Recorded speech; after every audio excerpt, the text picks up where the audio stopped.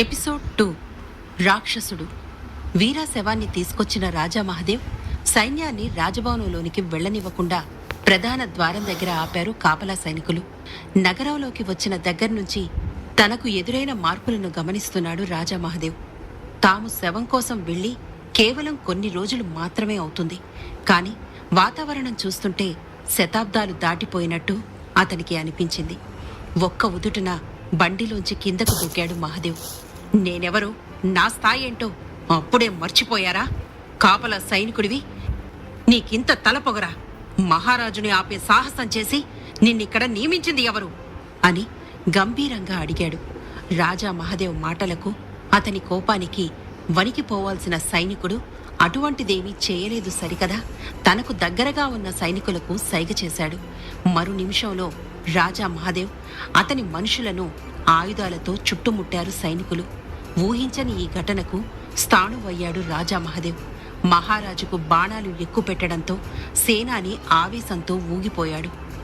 మహారాజు గారి మీదే ఆయుధం ఎక్కుపెట్టేంత దుస్సాహసమా? మీరు చేసిన ఈ పనికి మిమ్మల్ని ఉరి తీయిస్తాను అని అరిచాడు. సేనాని మాటలు పట్టించుకోలేదు ఆ సైనికులు. పైగా మరికొంతమంది సైనికులు వారి చుట్టూ ఆయుధాలతో చేరారు. ఏం జరుగుతుంది ఇక్కడ? మహారాజును ఎదిరించే సాహసం చేసింది ఎవరు? మర్యాదగా క్షమాపణలు చెప్పి దారిలో నుంచి తప్పుకోండి, లేదంటే మిమ్మల్ని నా కత్తికి బలిస్తాను అని కోపంగా కత్తి మీద చేయి వేశాడు రాజా మహదేవ్. మరీ అంత ఆవేశం ఎందుకన్నగారు? అతిగా ఆవేశపడితే ఆరోగ్యం దెబ్బతింటుంది తప్ప మరో ఉపయోగం లేదు. పైగా కొడుకుపోయిన బాధలో ఉన్నారు కూడా. కనీసం కొడుకుకు అంత్యక్రియలు చేయడానికైనా ఉండండి అంటూ సైనికుల ముందుకు వచ్చి నిలబడ్డాడు మహదేవ్ మూడో తమ్ముడు నాగేంద్రవర్మ. తమ్ముడిని చూడగానే మహదేవ్ కళ్ళు కోపంతో ఎర్రబడ్డాయి. నాగేంద్ర అని పిలిచాడు మహదేవ్. వరలో నుంచి కత్తిని బయటకు తీయబోతున్న మహదేవ్ మీద తన శక్తిని ప్రయోగించాడు నాగేంద్రవర్మ. ఫలితంగా మహదేవ్ చేతులు బిగుసుకుపోయాయి. కుట్ర! సొంత అన్నకే ద్రోహం చేస్తావా నాగేంద్ర అని కోపంగా అడిగాడు మహదేవ్. మహదేవ్ అని గట్టిగా పిలిచాడు నాగేంద్రవర్మ. అన్నగారు అని ఎప్పుడూ వినయంగా పిలిచే తమ్ముడు తనని పేరు పెట్టి పిలవడంతో మహదేవ్ దవడ బిగుసుకుపోయింది. కుట్ర, ద్రోహం గురించి నువ్వు చెప్తున్నావా? వంశంలో పెద్దవాడివి కాబట్టి నువ్వు రాజ్యపాలన తీసుకున్నావు. నీ తర్వాత ఇప్పుడు నీ కొడుకును రాజును చెయ్యాలని చూస్తున్నావు. మరి ఈ వంశ వారసులమైన మేమెప్పుడు రాజవ్వాలి? ఎప్పుడు రాజ్యపాలన చెయ్యాలి? మాపై సవతి ప్రేమ చూపిస్తూ నువ్వు చేస్తున్నది ద్రోహం కాదా మహదేవ్ అని ఆవేశంగా అడిగాడు నాగేంద్రవర్మ. సవతి ప్రేమ అని నిర్ఘాంతపోయాడు మహదేవ్. రాజా మహదేవ్ వర్మ తండ్రికి 2 భార్యలు. మొదటి భార్యకు మహదేవ్ కేశవ పుట్టారు. రెండో భార్యకు నాగేంద్ర, సారంగపాణి, రాజశేఖర్ పుట్టారు. 5 కొడుకులను సమానంగా పెంచాడు మహదేవ తండ్రి. మహదేవ్ కూడా ఎలాంటి భేదభావం లేకుండా తమ్ముళ్ళు అందరినీ ప్రేమగా చూసుకున్నాడు. అసలు నాగేంద్ర వాళ్ళు పినతల్లి పిల్లలనే విషయాన్నే మర్చిపోయాడు మహదేవ్. కాని నాగేంద్ర మాత్రం తమని వేరుగానే చూస్తున్నాడని మహదేవ్కు ఇప్పుడే తెలిసింది. నాగేంద్ర, నీ మనసులో ఇంత విషయం నింపుకున్నావనుకోలేదు. మిమ్మల్ని ఏ రోజైనా వేరుగా చూశానా? మీకు తగిన పదవులు ఇచ్చాను కదా అని అన్నాడు మహదేవ్. ఇచ్చావులే పోడి పదవులు. అవి ఎవరికి కావాలి? నాకు కావాల్సింది మహారాజు సింహాసనం. త్రిశూల రాజ్యానికి రాజుగా ఉండాలంటే సంతానం తప్పనిసరిగా ఉండాలి. నీకేమో ఉన్న ఒక్కగానొక్క కొడుకు చచ్చిపోయాడు. రాజుగా ఉండే అర్హత నీకు లేదు. ఇప్పుడు ఈ రాజ్యానికి కాబోయే మహారాజును నేనే అని గర్వంగా చెప్పాడు నాగేంద్రవర్మ. తన కొడుకు చనిపోయిన బాధలో తానుంటే తమ్ముడిగా ఓదార్చాల్సింది పోయి కొడుకు శవం ముందే పంచాయితీ పెట్టిన నాగేంద్రుడు నరికేయాలి అన్నంత కోపం వచ్చింది మహదేవ్కు. యువరాజు చనిపోతే రాజపదవి 2వ వారసుడికి వస్తుంది. అంటే కేశవ వర్మగారికి వస్తుంది. 3వ వాడివి నీకెలా వస్తుందని ఇంతలా విర్రవీగుతున్నావు అని సేనాని కోపంగా అడిగాడు. రే, కాపులావాడివి అలానే ఉండు. నీకు ఏం అర్హత ఉందని నన్నడుగుతున్నావు? బతకాలం లేదా అని కోపంగా కన్నెర్ర చేశాడు నాగేంద్రవర్మ. కేవలం మాటలతో ఆగకుండా సేనాని మీద శక్తి ప్రయోగం చేశాడు నాగేంద్రవర్మ. ఎదుటివారి మీద తిరిగి శక్తిని ప్రయోగించాలన్నా లేక ఆ శక్తిని తిప్పికొట్టాలన్నా చేతుల కదలిక చాలా ముఖ్యం. నాగేంద్రవర్మ అందరి చేతులపై శక్తిని ప్రయోగించటం వలన అతనికి మించి శక్తులున్నా ఏం చెయ్యలేని నిస్సహాయులుగా ఉండిపోయారందరూ. నాగేంద్ర, త్రిశూల రాజ్య చట్ట ప్రకారం నా తర్వాత రాజు కావాల్సింది కేశవవర్మ. రాజు కావాలనే పిచ్చితో చట్టాలను మర్చిపోకు అని కరకుగా చెప్పాడు మహాదేవ్. కేశవవర్మ అని గట్టిగా నవ్వాడు నాగేంద్రవర్మ. నాగేంద్ర నవ్వుకు మహాదేవ్ మనసు కీడు శంకించింది. నాగేంద్ర, కేశవ ఎక్కడా? ఏం చేశావతన్ని అని ఆందోళనగా అడిగాడు. నాగేంద్ర నవ్వును ఆపేసి, నువ్వే స్వయంగా చూసుకో మహాదేవ్ అని చెప్పి 2 సార్లు గట్టిగా చప్పట్లు కొట్టాడు. ఆ మరుక్షణంలోనే రాజభవంతి మెట్ల మీద నుంచి ఒక తల దొర్లుకుంటూ వచ్చి రాజా మహాదేవ్ కాళ్ల మీద పడింది.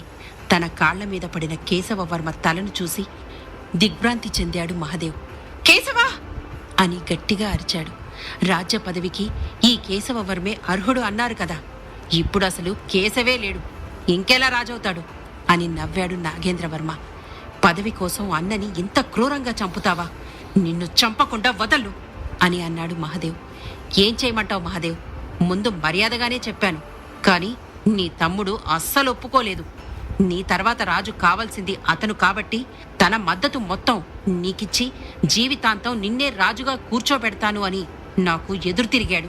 ఇన్నేళ్ల నాటి నా కల నిజమయ్యే సమయంలో అడ్డం వస్తే ఊరుకుంటానా? అందుకే శాశ్వతంగా అడ్డం తప్పించాను. ఇప్పుడు ఈ రాజ్యానికి మహారాజు కాకుండా నన్ను ఆపేవారే లేరు అని నవ్వాడు నాగేంద్రవర్మ. ఛీ, నీచుడా, పిరికివాడిలా నన్ను బంధించడం కాదు.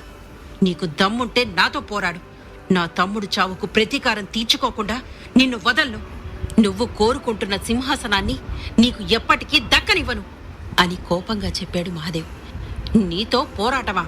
నీ స్థాయి శక్తి నా స్థాయి కన్నా ఎక్కువనే కదా ఈ పొగరు, ఈ ధైర్యం. నీ సవాలుకు పౌరుషం తెచ్చుకొని నీతో పోరాడితే క్షణంలో నన్ను చంపేస్తావు. నీ గురించి నాకు బాగా తెలుసు కదా మహాదేవ్. తెలిసి తెలిసి ఎవరైనా సింహం నోట్లో తల పెడతారా అని చెప్పాడు నాగేంద్రవర్మ. చూసావా, మహారాజుగారు సింహం అని నువ్వే ఒప్పుకున్నావు. పులిని చూసి నక్క వాతలు పెట్టుకున్నంత మాత్రాన పులైపోతుందా? నువ్వు అంతే అని హేళన చేశాడు సేనాని. మూర్ఖుడా, ఎవరితో మాట్లాడుతున్నావో తెలుస్తుందా? ఈరోజు ఈ మహాదేవ్ వెనక ఉన్నా కానీ రేపు నేను రాజయ్యాక నువ్వు నాకే దాసుడిగా ఉండాలని మర్చిపోకు. కాదని ఎదురు తిరిగితే ఇప్పుడే నీ తల నరుకుతాను అని చెప్పి సేనాని మీద శక్తిని ఎక్కువ చేశాడు నాగేంద్రవర్మ. శక్తి ప్రయోగం వలన శరీరంలో నరాలు తెగిపోతున్నంత బాధ కలుగుతోంటే పంటి బిగువున భరించాడు సేనాని. రాజుకు ఉండాల్సిన వీరత్వం నీలో మచ్చుకు కూడా లేదు నాగేంద్ర. అందుకే మమ్మల్ని దొంగ దెబ్బతీస్తున్నావు. నాతోనే పోరాడలేని వాడివి నీకెందుకురా సింహాసనం అని నాగేంద్రను వెక్కిరించాడు మహాదేవ్. ఈ రోజుల్లో వీరత్వం ఎవరికి కావాలి మహాదేవ్? బలవంతుడవ్వాలంటే స్థాయి శక్తులు ఎక్కువగా ఉంటే చాలు. నీ శక్తులు ప్రయోగించకుండా ఆపగలిగానంటే నేను బలవంతుణ్ణి అనే కదా అర్థం. మర్యాదగా సింహాసనం అప్పగించు మహాదేవ్ అని చెప్పాడు నాగేంద్రవర్మ. నా శక్తులనే ఆపగలిగిన వాడివి సింహాసనం తీసుకోవడం నీకో లెక్క? మళ్ళీ నన్నెందుకు అడుగుతున్నావు అని అడిగాడు మహాదేవ్. మహాదేవ్ మాటలు విని గట్టిగా నవ్వాడు నాగేంద్రవర్మ. త్రిశూల రాజ్య ప్రజలు మహారాజుకి విధేయులుగా ఉంటారని నాకు తెలుసు మహాదేవ్. పాత మహారాజుగా నీకు నువ్వు నాకు అధికారం ఇవ్వాలి. నేను మహారాజునని నువ్వే స్వయంగా ప్రకటించాలి. త్రిశూల రాజ్య చట్టం ప్రకారం అప్పుడే కదా నాకు రాజ్యాధికారం వచ్చేది. అందుకే నిన్ను చంపకుండా బంధించాను అని అసలు విషయం చెప్పాడు నాగేంద్రవర్మ. నా కంఠంలో ప్రాణం ఉండగా నిన్ను ఈ రాజ్యానికి రాజును చెయ్యను. ఏం చేసుకుంటావో చేసుకో అని పౌరుషంగా చెప్పాడు మహాదేవ్. మహాదేవ్, నీ మొండితనం గురించి నాకు తెలీదా? నిన్ను ఎంత హింసించినా, చిత్రహింసల పాలు చేసినా నువ్వు ఒప్పుకోవు గాని అని ఆగాడు నాగేంద్రవర్మ. నాగేంద్రవర్మ ఏం చెప్పబోతున్నాడా అని ఉత్కంఠగా చూశారు అందరూ. కాని మహాదేవ్, నీ ప్రియమైన కొడుకు శవాన్ని ఇప్పుడే తీసుకొచ్చావు. పాపం, ఇంకా అంత్యక్రియలు కూడా చెయ్యలేదు. ఇకపై ఎప్పటికీ చెయ్యనివ్వను కూడా. నీ కళ్ల ముందే నీ కొడుకు శవాన్ని రాబందులకు వేస్తాను. అసలే కొడుకును కాపాడుకోలేకపోయానని కుమిలిపోతున్నావు నువ్వు. ఇప్పుడు కనీసం శవాన్ని కూడా కాపాడుకోలేక, జరిగేదానిని ఆపలేక నరకం చూస్తావు. నీకు రాజపదవి కావాలా, లేక కొడుకు శవం కావాలా? బాగా ఆలోచించుకో. నీ కొడుకుకు అంత్యక్రియలు చేయటానికి ఇంకా 2 రోజులు సమయం ఉంది కాబట్టి ఈలోగా నిర్ణయం తీసుకో అని హెచ్చరించాడు నాగేంద్రవర్మ. రాజదాహంతో చనిపోయిన కొడుకును కూడా వదలని తమ్ముణ్ణి చూస్తుంటే మహాదేవుకు అసహ్యం వేసింది. కనీసం ఆ మాట కూడా భరించలేకపోయాడు. నాగేంద్ర అని ఆగ్రహంగా గర్జించాడు మహాదేవ్. మహారాజు మీద ఈగ కూడా వాలకుండా ప్రతి క్షణం అప్రమత్తంగా ఉండే ప్రత్యేక సైనిక సిబ్బంది సేనాని వెంటే ఉన్నారు. అయినా మహాదేవ్ని కదలనివ్వకుండా చేసిన తన తెలివితేటలకు మురిసిపోయాడు నాగేంద్రవర్మ. ఇప్పుడేం చెయ్యలేవు అన్నట్టు మహాదేవ్ వైపు నిర్లక్ష్యంగా చూశాడు నాగేంద్రవర్మ. తనని బంధించిన శక్తి నుంచి విడిపించుకోవటానికి సాయశక్తులా ప్రయత్నించాడు మహాదేవ్. కాని మహాదేవ్ శక్తి నుంచి బయటపడలేకపోయాడు. కాళ్ల దగ్గర తమ్ముడి తల పడున్నా కనీసం దానిని తాకలేకపోతున్నందుకు ఆగ్రహంతో రగిలిపోయాడు మహాదేవ్. మహాదేవ్ శక్తి నుంచి బయటపడిన మరుక్షణమే చుట్టూ ఉన్న వందలాది సైనికులు మహారాజును చంపేస్తారని సేనానికి అర్థమైంది. మహారాజా, నా మాట వినండి. ఇది పోరాడి తేల్చుకునే సమయం కాదు. ఇప్పుడు పరిస్థితి మనకు అనుకూలంగా లేదు. నాగేంద్రవర్మ ఎప్పటినుంచో ప్రణాళిక వేసుకున్నాడు అనిపిస్తుంది. అందుకే సమయం చూసి మిమ్మల్నిలా ఇరకాటంలో పెట్టాడు. దయచేసి కాస్త ఓర్పుగా ఉండండి మహారాజా. మీ నిర్ణయం చెప్పడానికి 2 రోజుల సమయం ఇచ్చాడు కదా. ఈ లోపులో యువరాజు గారి అంత్యక్రియలు పూర్తి చేసుకుందాం. ఆ తర్వాత మీ శక్తి ముందు ఇతను లెక్క అని సలహా ఇచ్చాడు సేనాని. సేనాని మాటలు మహాదేవ్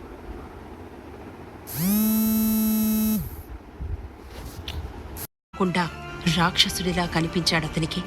కాళ్ల దగ్గర ఉన్న తమ్ముడి తలను, వెనక గంధపు బండిలో ఉన్న కొడుకు శవపేటికను ఓసారి చూశాడు మహాదేవ్. సేనాని చెప్పిందే సరైంది అని అతనికి అనిపించింది. సరే, నాకు కొంత సమయం కావాలి అని నాగేంద్రతో చెప్పాడు మహాదేవ్.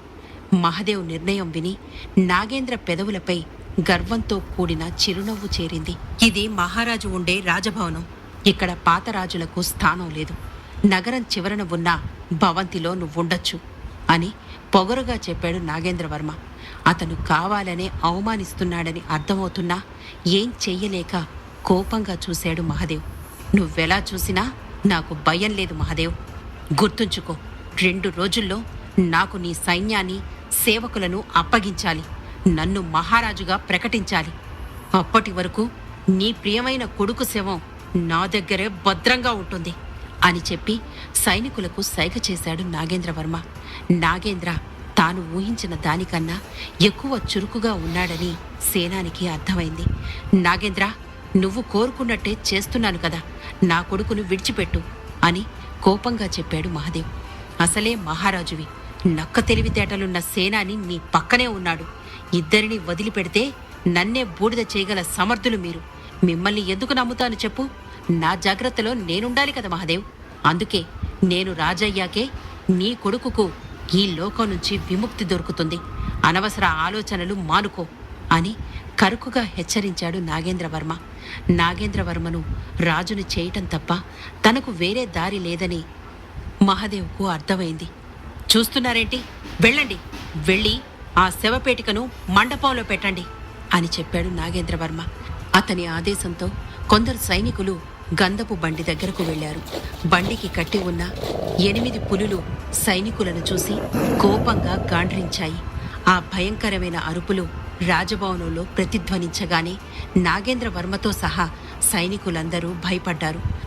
మనుషులే జంతువుల్లా నీ దగ్గర పడుంటున్నారు అనుకున్నాను. ఆఖరికి జంతువుల్ని కూడా కట్టడి చేశావా మహాదేవ్ అని వ్యంగ్యంగా అడిగాడు నాగేంద్ర. మనుషులైనా జంతువులైనా కాస్త ప్రేమ చూపిస్తే విశ్వాసంగా ఉంటారు. ఒళ్లంతా విషం నింపుకున్నా నీకు విశ్వాసం గురించి ఏం తెలుస్తుందిలే అని హేళనగా చూశాడు మహాదేవ్. మహాదేవ్ను కోపంగా చూశాడు నాగేంద్రవర్మ. వెంటనే ఆ 8 పులులపైన శక్తి ప్రయోగం చేసి వాటిని అదుపు చేశాడు. ఇప్పుడు వెళ్ళి తీసుకురండి అని చెప్పాడు నాగేంద్రవర్మ. వీర శవపేటికను దింపటానికని శవపేటిక మీద చేతులు వేశారు సేవకులు. అద్భుతమైన ఔషధ శక్తులు కలిగి ఉన్న మంచులోంచి శక్తిని గ్రహిస్తూ వీర శరీరానికి బలం ఇస్తున్నాడు ఖడ్గపు చక్రవర్తి. అతని మాటలు బయటకు వినిపించట్లేదు, కానీ బయట జరుగుతున్న గందరగోళం అంతా స్పష్టంగా అతనికి వినిపిస్తోంది. వీర జ్ఞాపకాలను మరోసారి గుర్తు చేసుకున్నాడు ఖడ్గపు చక్రవర్తి. నాగేంద్రవర్మతో మహదేవ్ వాళ్లకు ఉన్న సంబంధం అర్థమైంది. రాజ్య పదవి కోసం, సింహాసనం కోసం సామంత రాజులను బయటి వాళ్లు వెన్నుపోటు పొడుస్తారని అనుకుంటున్నాను. కానీ ఇక్కడ చూస్తే ఇంట్లో అన్నదమ్ములే ఒకరినొకరు చంపుకుంటున్నారు. ఎక్కడికి వెళ్ళినా చావులే అయితే ఎలా వీరా? నువ్వు చచ్చి నేను చచ్చి తీరా ఏదోలా బతికొస్తే ఇక్కడా చస్తున్నారు. నాకిది అస్సలు నచ్చలేదు. ఏం చెయ్యాలిప్పుడు అని అనుకున్నాడు. కుండలిని ప్రచోద క్రియ ద్వారా వీరాలోని స్థాయి శక్తులు అప్పటికి 3వ స్థాయిని దాటుతున్నాయి. కేవలం 3వ స్థాయితో వీళ్లను ఎలా ఎదుర్కోవాలి? బయట మహారాజును బంధించిన పద్ధతి చూస్తుంటే 4వ స్థాయి శక్తులు ఉపయోగించారని అర్థమవుతుంది. వీర 4వ స్థాయిని దాటితే కాని శత్రువులను ఎదుర్కోలేడు అని పరిస్థితిని అంచనా వేశాడు ఖడ్గపు చక్రవర్తి. మహారాజుకు ఏదైనా ప్రమాదం జరిగే లోపల ఎలాగైనా అతన్ని కాపాడాలి. వీరాపై కుండలిని ప్రచోద క్రియను కఠినంగా ప్రయోగిస్తే తప్ప స్థాయిలు వేగంగా పెరగలేవు అని ఓ నిర్ణయానికి వచ్చాడు ఖడ్గపు చక్రవర్తి. అనుకున్నదే తడవుగా సాధనలోకి వెళ్ళి ప్రక్రియను వేగవంతం చేశాడు. ఇంత కఠినమైన సాధన అలవాటు లేని వీరా శరీరం ఆ ప్రక్రియను తట్టుకోలేక ఎగిరిపడింది. వీరా శరీరంలో ఉన్న తనకు విపరీతమైన బాధను కలుగుతున్నా భరిస్తూ ప్రక్రియను కొనసాగించాడు ఖడ్గపు చక్రవర్తి. ఫలితంగా వీరా శరీరం మరో 3-4 కుదుపులకు గురైంది. తర్వాత నెమ్మదిగా ఆ పద్ధతికి అలవాటు పడిపోయింది. సరిగ్గా అదే సమయంలో శవపేటికను దించటానికొచ్చారు సేవకులు. శవంతో ఉన్న శవపేటిక ఒక్కసారిగా కదిలిపోవడంతో భయపడి వారంతా స్పృహ కోల్పోయారు.